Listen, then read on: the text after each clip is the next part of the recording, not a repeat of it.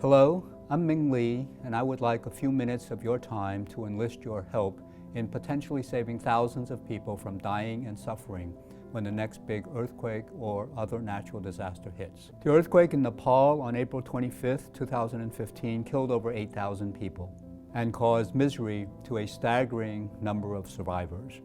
Where and when is the next Nepal or Haiti? Unfortunately, we don't have the ability to predict where and when the next natural disaster is going to hit. However, we do know how to build buildings that don't fall down. As you know, earthquakes don't kill and injure people, buildings do. But due to the lack of building codes, mitigation, and preparedness, people from impoverished nations in developing countries are much more likely to die from natural disasters than people in other places. Here is an illustration of the relative number of fatalities from a strong earthquake in Haiti compared to one in Chile.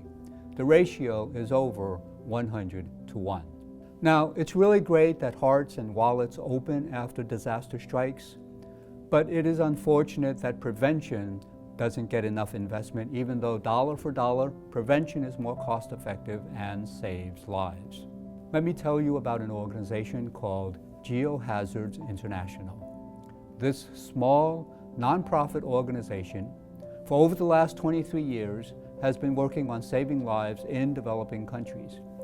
Geohazards Mission is to end preventable death and suffering from natural disasters. What they do is promote the adoption of well-known preventative measures, such as building codes and education. Geohazards has worked in over 40 communities around the world since it began in 1992. Nepal is one of those places. There, Geohazards helped to create the National Society for Earthquake Technology, or NSET, a nonprofit organization. Geohazards got NSET started about 15 years ago with the fundamentals of earthquake engineering, how to build earthquake-resistant buildings, and retrofit existing ones. Now here's a benchmark.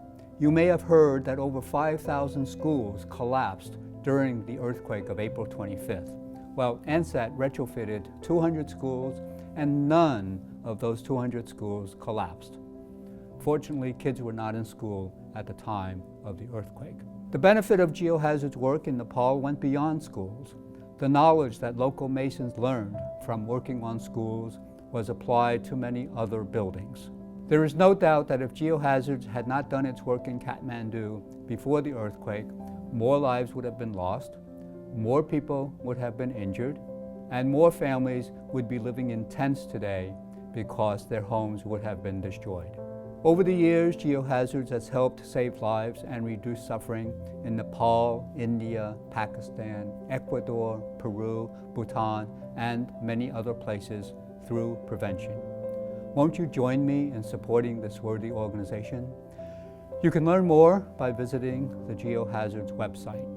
I think the cause here is big enough and noble enough that companies in the risk management field should consider making major corporate gifts through their philanthropy and corporate social responsibility programs. There is certainly a clear link to our industry's social responsibility. Please take the time to consider how you can help the mission to end preventable death and suffering from natural disasters. Thank you.